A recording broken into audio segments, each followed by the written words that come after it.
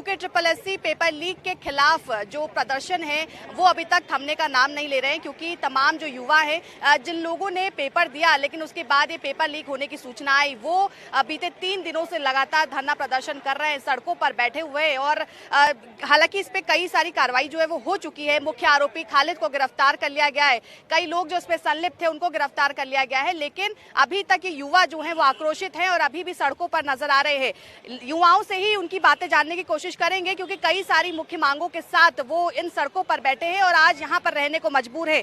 लेकिन क्या कुछ उनका अभी कहना है, क्योंकि देखिए आप लोग मांग कर रहे थे लगातार कार्रवाई होनी चाहिए, कई सारे आरोपी गिरफ्तार भी हो चुके हैं, अभी भी आप लोग सड़कों पर हैं, कब तक बैठे रहने वाले हैं? जब तक हमारी मांगे पूरी नहीं होगी हम यहाँ से नहीं उठेंगे।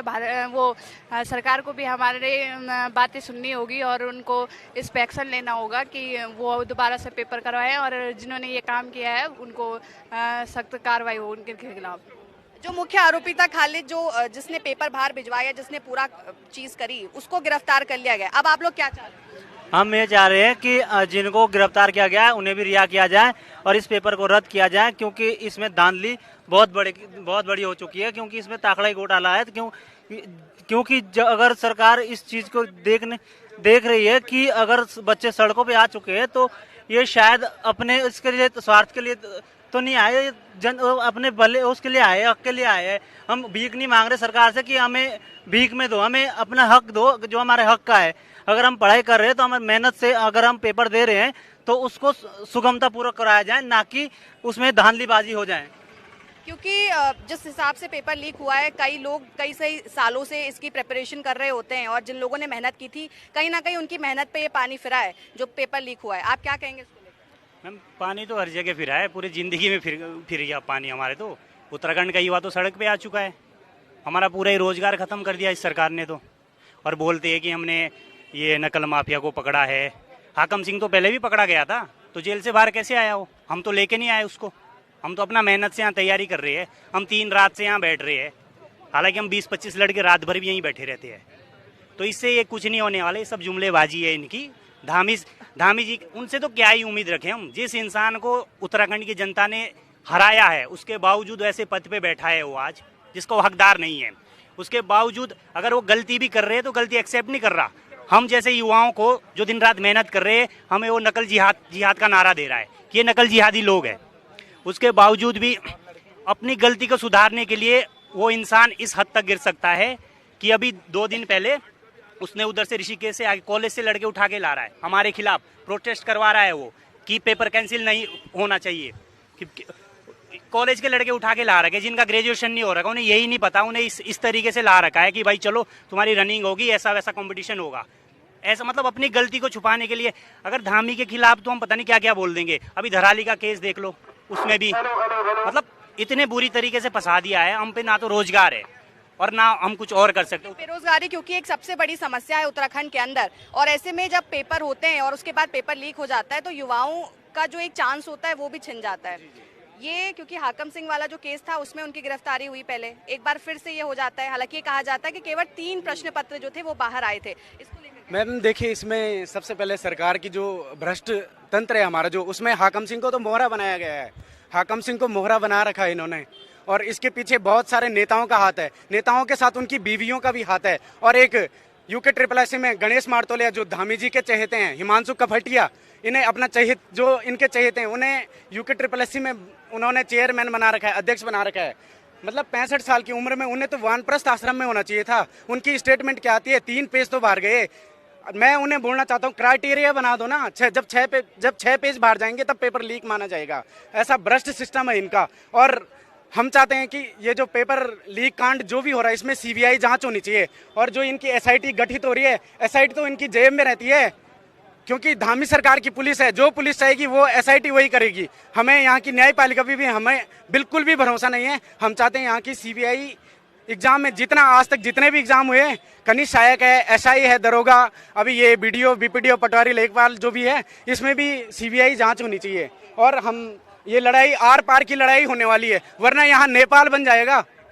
देखिए, यहाँ पर सीबीआई जांच की मांग जो युवा हैं वो कर रहे हैं। हालांकि सरकार द्वारा ये कहा जा रहा है कि नकल माफिया जो हैं उन पर शिकंजा कसा जाएगा और उनको मिट्टी में मिला दिया जाएगा। मुख्यमंत्री ने ये बयान दिया है बीते दिन कि जो भी लोग इस नकल में पाए जाएंगे या संलिप्त पाए जाएंगे उन पर कठिन से कठिन कार्रवाई, कठोर से कठोर कार्रवाई जो है वो की जाएगी।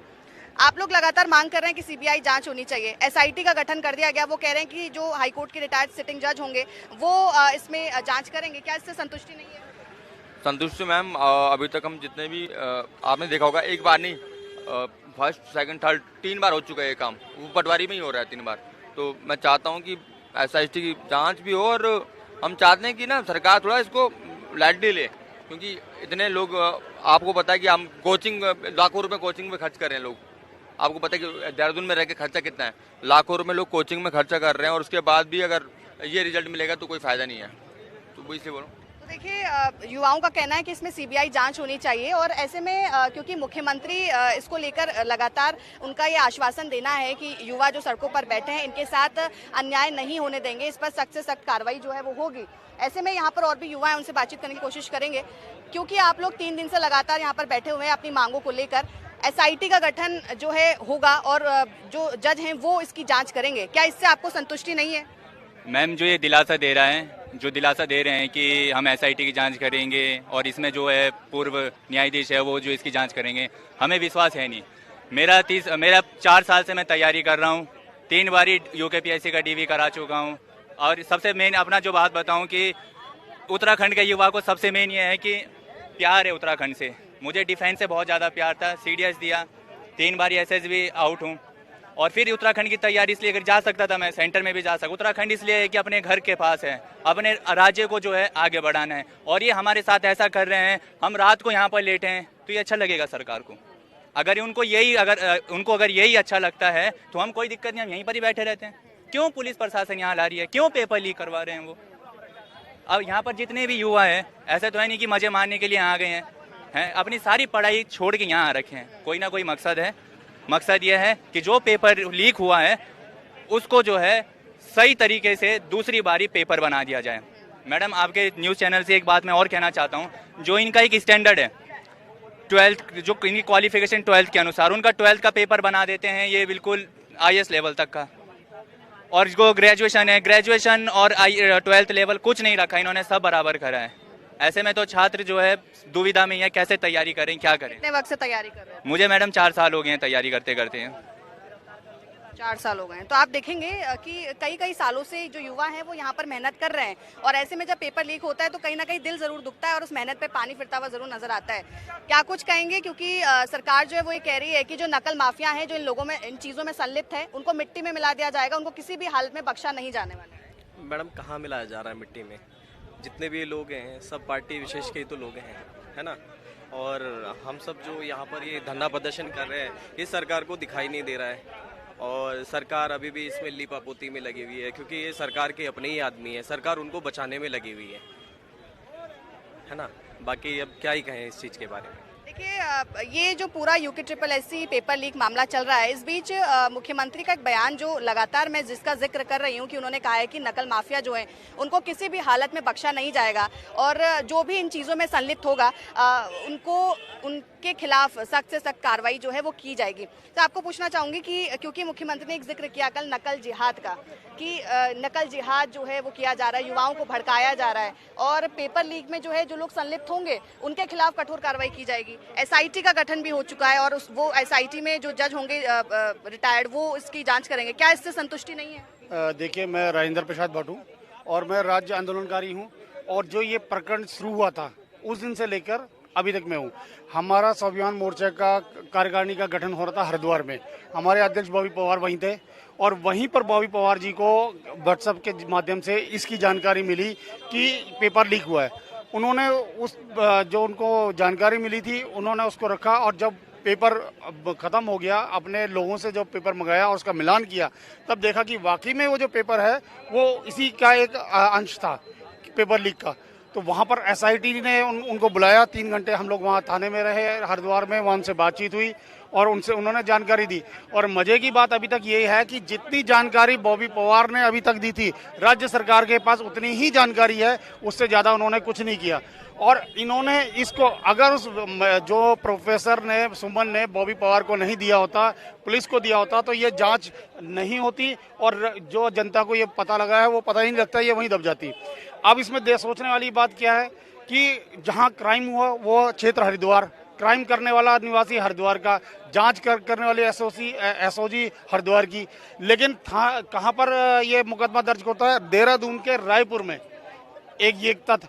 दूसरा, जहां जिस स्कूल में ये पेपर लीक हुआ वो भाजपा के पदाधिकारी का स्कूल, और कल धामी जी के एक उनकी जो कुकृत्य था, एक योजना थी, उसके लिए उनके जो ब्लॉक प्रमुख हैं भाजपा के, उनका स्कूल था, उनके स्कूल के बच्चे यहाँ पर आकर के परसों उसमें धरना प्रदर्शन करते हैं कि जो 12वीं पास बच्चे हैं, जबकि ये जो पेपर हुआ था ये ग्रेजुएशन लेवल का था, यानी जिन्होंने ग्रेजुएशन कर लिया वही इसमें अपेयर कर सकते थे।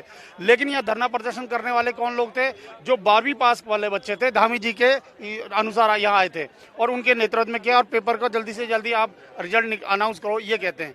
और आपका आंदोलन कुल मिला के अब लंबा, अभी और लंबा रहने वाला है। ये धामी जी के ऊपर बात है। अगर धामी जी कल जैसे कह रहे हैं कि नकल जिहाद की बात कर रहे हैं, तो नकल जिहाद कराने वाला स्कूल इन्हीं के पदाधिकारी का, नकल के लिए जो इन्होंने फर्जी आंदोलन करने वाले जो ब्लॉक प्रमुख हैं इनके, और यहाँ पर जो ये युवा हैं, हम राज्य आंदोलनकारी, उन्होंने नकल जिहाद किया तो हमारे राज्य आंदोलनकारी को गाली दी है, पूर्व सैनिकों को गाली दी है, इन युवाओं को गाली दी है। तो इसका इनको धामी जी को ये सोचना चाहिए कि युवाओं ने बड़े बड़े तख्त और ताज बदल दिए, आप इनको हल्के में ले रहे हैं और इनका जितना अत्याचार करोगे, युवा है, युवा शक्ति दबेगी नहीं। बिल्कुल, देखिए आपको तस्वीरों में एक बार